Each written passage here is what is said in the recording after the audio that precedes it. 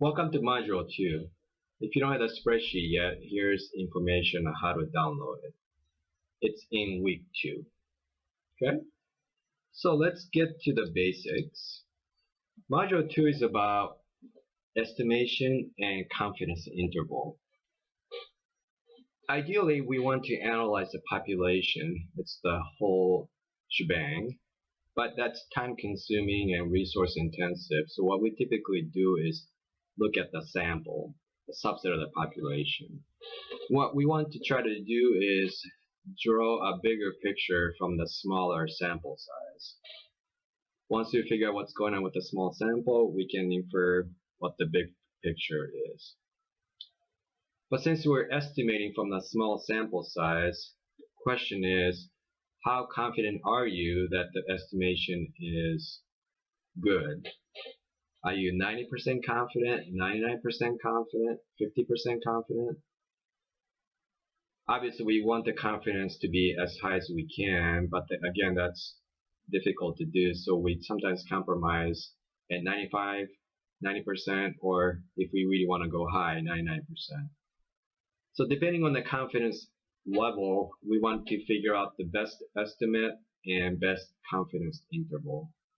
And I'll show you how to do that in this module. There are two types of calculations we're going to be looking at. One is for the proportion and one for the mean. So the steps are, we want to find the confidence interval. That's the end goal.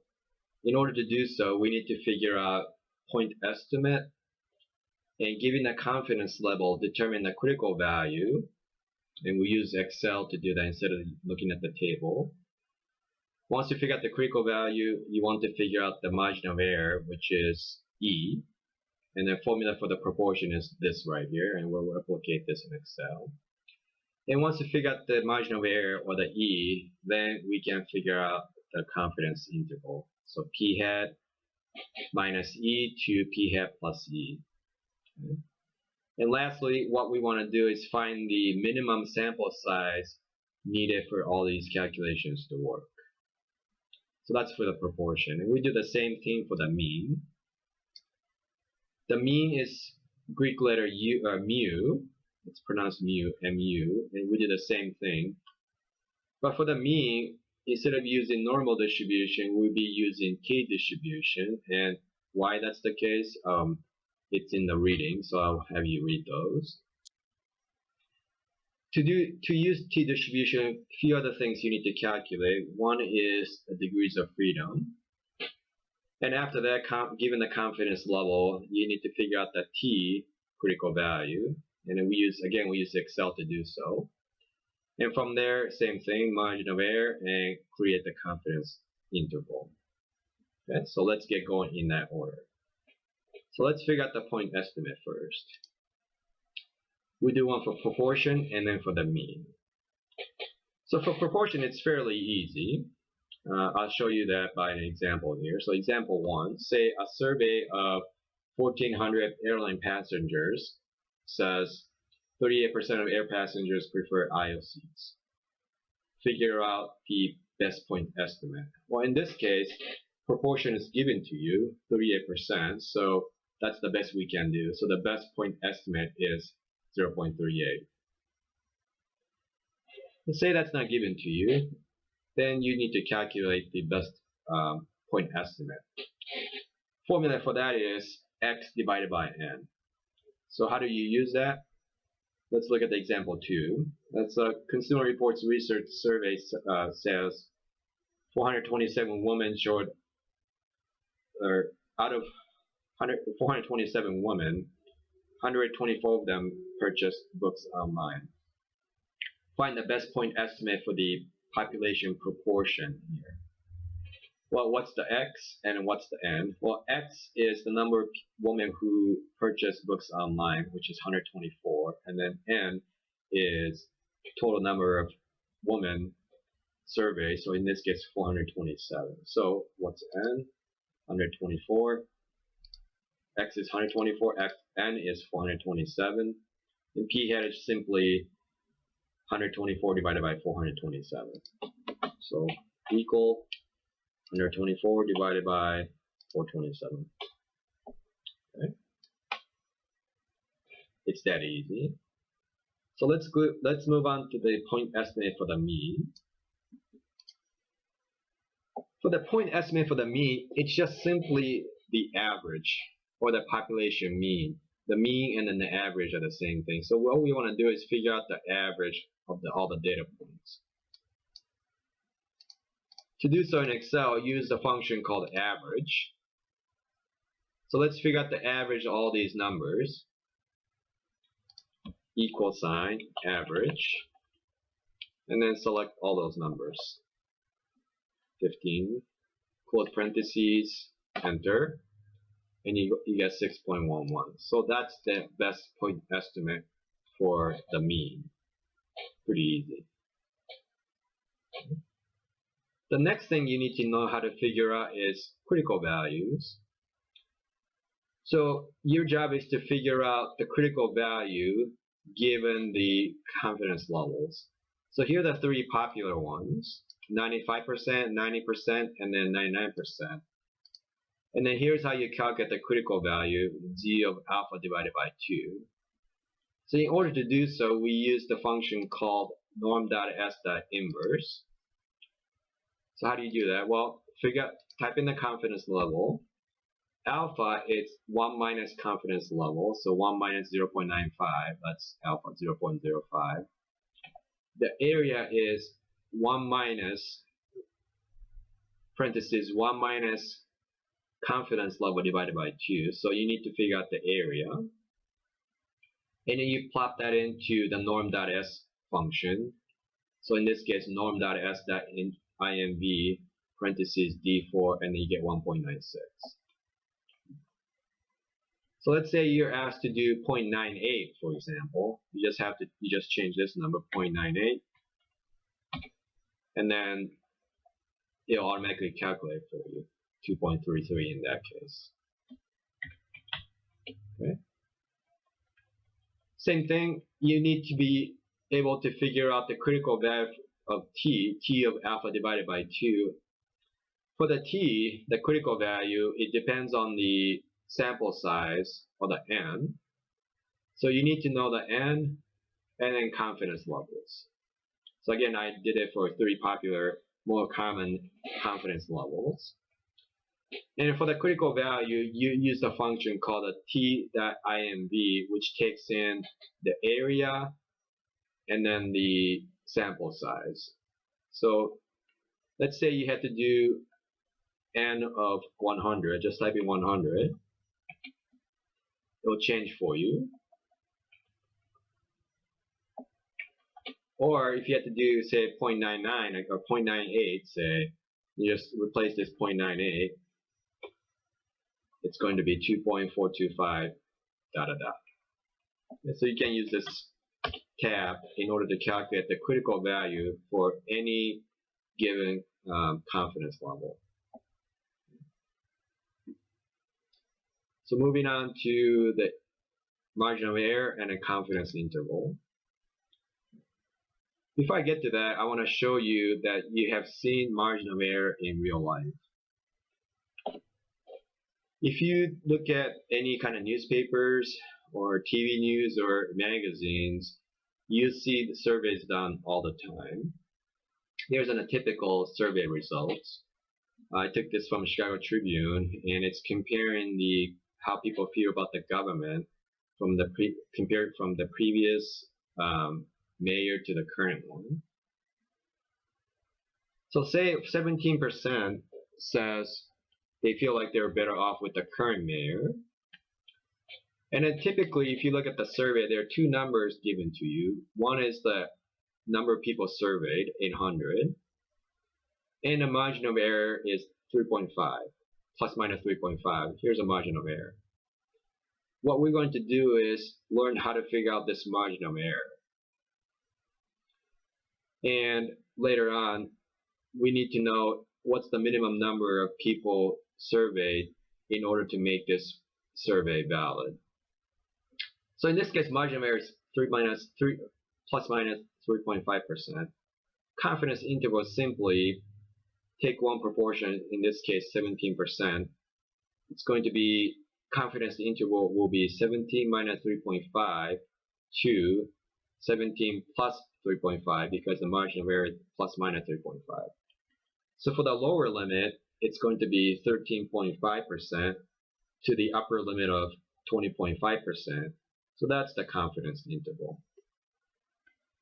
So you probably didn't notice the margin of error, but now you know, and now you know how not, and then pretty soon you know how to figure out the confidence interval. So let's get started on that. Again, so we'll do it for two different parameters, the proportion and the mean. So here's one example for proportion. A survey found that the 70% out of 1,500 plus 1 randomly selected responded in favor of a tax relief. Find the margin of error and the confidence interval, given that the confidence level is 95%. Typically, the confidence level is given to you, and the 95% is the most common. So on this, if it's not given to you, you can assume it's 95%.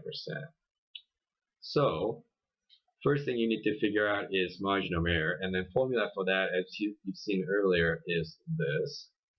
E is equal to Z times P hat times Q hat divided by N, square root of that. So you need to figure out 4 different things.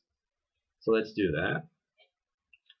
P hat is the percentage of people, or proportion of people who favor tax relief, so that's 0.7. Q hat is simply 1 minus P hat, so if P hat is 0.7, Q hat will be just 1 minus 0.7, which in this case is 0.3. Confidence level is given to you, 95%, so I'll figure out the area.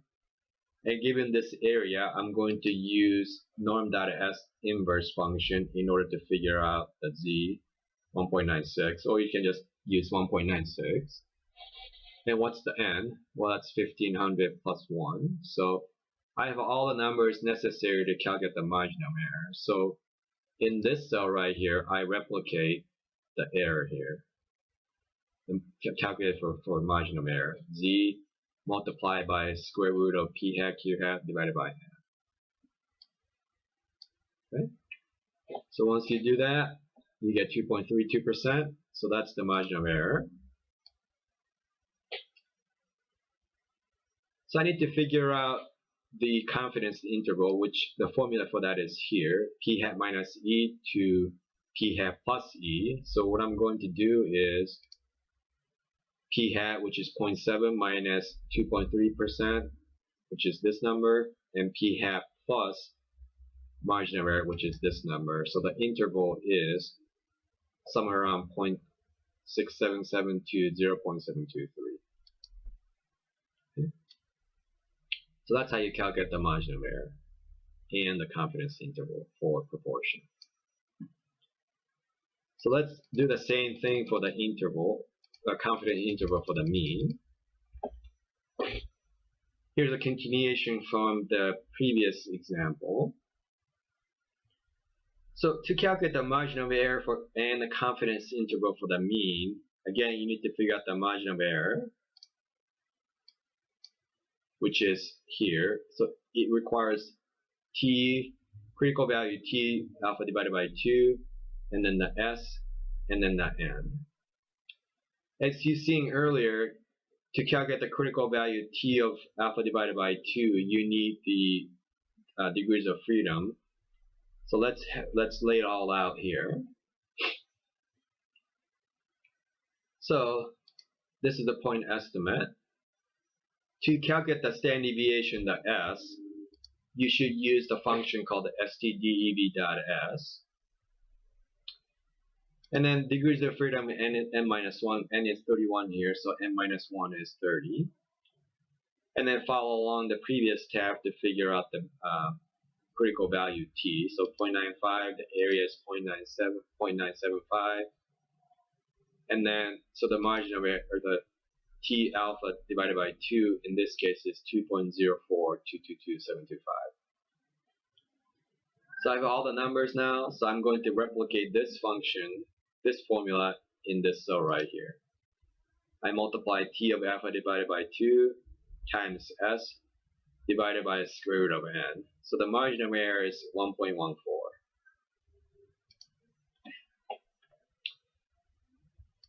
Okay, so then what's the low end? It's going to be the mean, the point estimate minus the margin of error, and then mean, the point estimate plus the margin of error, as you can see. So the interval is this. That's the confidence interval. And that's how you do it for the mean. Two things I didn't mention is that in this case we're using t-distribution, because typically if you're doing the confidence interval calculation for the mean, you do not know the sigma. So you calculate your own standard deviation. And once you do that, you cannot use normal distribution, so you should use t-distribution. And I know that I can use t-distribution because the sample size is at least bigger than 30. So I can use student t-distribution here, and that's the end result down here. Okay. So lastly, we want to be able to figure out the minimum sample size required for the survey to be valid. And here's a formula for sample size for p. If you know the p hat, you use the less formula.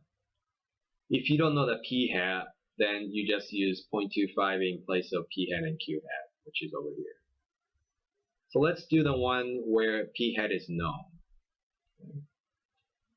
So example 6, you have been given a task of estimating the percentage of Southwest flights that arrive on time, which means no later than 15 minutes after the scheduled arrival time.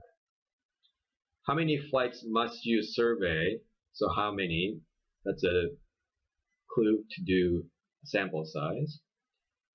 To be 90% confident, so that's the confidence level, that your estimate is within 3 percentage points. That's the margin of error. So I have confidence level and margin of error. So now I need is p hat and q hat, which is assuming that in a recent year, 84% of the Southwest flights were on time. So ding, ding, ding, that's your p hat. So p hat is 0.84. Q hat is 1 minus that, so it's 0.16. Confidence level in this case is 90%. So here's an area, and here's my z. What's the margin of error? It was 3 percentage points, which is the same as 0.03. So I have z, p hat, q hat, and then e. So I replicate this formula in this cell right here. Z alpha divided by 2 squared times p times q divided by margin of error squared. So typically you just round, and if you don't know how to do that, you can use the function round, or you can just eyeball it. In this case, 404 here. You can do the same for sample size for the mean. Formula for that is z times sigma divided by e, whole thing squared. This assumes that you have the sigma. So let's look at the problem here. Suppose at the confidence level 95%, we want to calculate the necessary sample size for given that sigma is 15. Assuming that the margin of error is 5, calculate the minimum sample size n. So in order to do so, I need to know what the z is, sigma is, and the e is. Since it's 95%, now I know that the z is 1.96. Standard deviation is 15, that's given to us. And the margin of error is also given to us, which is 5. So I just punch in all these numbers into this cell here, replicating here. You get about 34.57. I like to be on the safe side and round it up. So if you have a fractional number like this, I recommend you just simply round it up to the next integer. In this case, it's 35%. or 35 people. Okay.